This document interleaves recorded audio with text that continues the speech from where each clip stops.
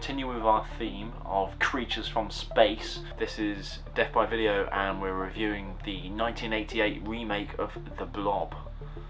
So prepare yourself for some opinions. Razor sharp opinions.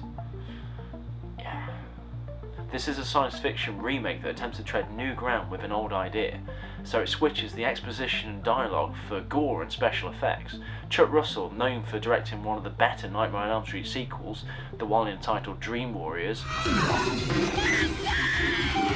Sorry Wes, but you know what? You compare it to New Nightmare, and I think Dream Warriors comes out on top. What's the prime time, bitch? Chuck takes the original film, defaces it with a purple neon sheen, and throws it in the 80s movie blender, and hopefully delivers a fresh take on the 50s creature feature. Co-written by the infamous Frank Darabont, known for adapting Walking Dead for television and obviously the epic Shawshank Redemption. The story has been flipped to actually give the preposterous subject a darker side.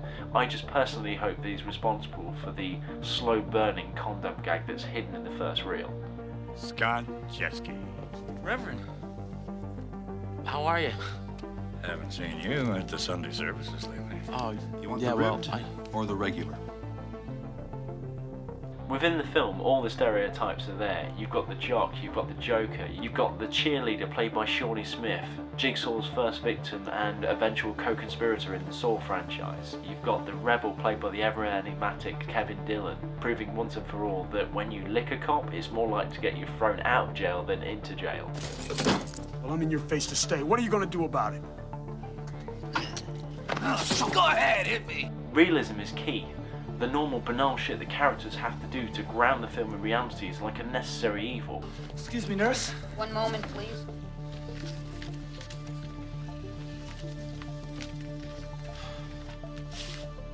Now, how may I help? Because when the film does step up a gear and go for abject terror, which it does, it goes absolutely balls out.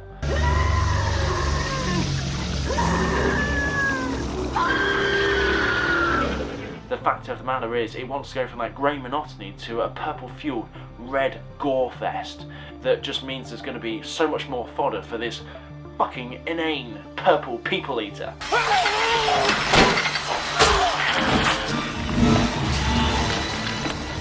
The Blob tends to dissolve people and eat them from the inside out, yet another nod to John Carpenter's The Thing. But where it differs with this creature is it has a disturbing sense of humour, and it seems to take the sex equal death rule up to the next level as it kills a guy that's about to take advantage of a passed out girl, proving once and for all when purple tentacles start shooting out the girl's face, no definitely means no.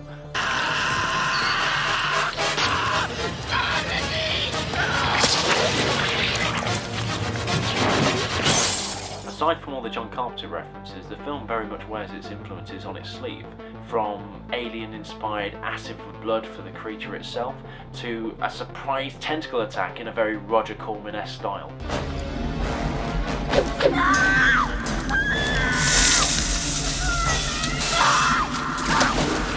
At one point, Dylan accidentally inspires the entire I Know What You Did Last Summer franchise by brandishing a meat hook in a freezer locker. Apart from some dubious green screen action and some overly cartoonish tongue effects in the film's finale, and one instance where there's some very obvious strobe lighting to cover up some crap stop motion effects, the effects is absolutely amazing. It's like some of the death scenes I rank as stunning.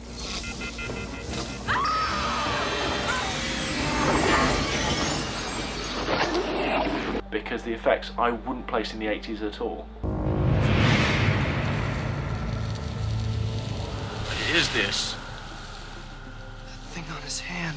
And the twist in the tale is that the Blob isn't a creature from beyond the stars. Outer space, yes. Alien, no. That's the source of our worries. A troublesome souvenir from space. As it's revealed by the sinister scientists that are apparently there to help the townsfolk, it's actually a biological warfare experiment that's being controlled by the American government. We suspected that conditions in space would have a mutating effect on bacteria. Our little experimental virus seems to have grown up. Despite the film's ridiculous premise, it's a well-written take on the 80s creature feature. The only problem is, by the time it hits the film's finale, it starts to wane, and it seems to struggle deciding which genre it wants to be a part of, whether it wants to be horror, action, or dark comedy. When it puts its heart into the chosen genre, it succeeds, but it flip-flops from one to another, so it starts leaving you feeling really disorientated. Especially when the homely, naive cheerleader starts waving around an AK-47 like a lifelong NRA member. Come on! You can do better than that! Even though it contradicts itself at times, I love the way it flips the entire Save the Cheerleader, Save the World convention, so that she ends up saving him and the town. Come on, you son of a bitch. Nearly. It was never going to be a classic, but I promise it'll absorb you more than you think.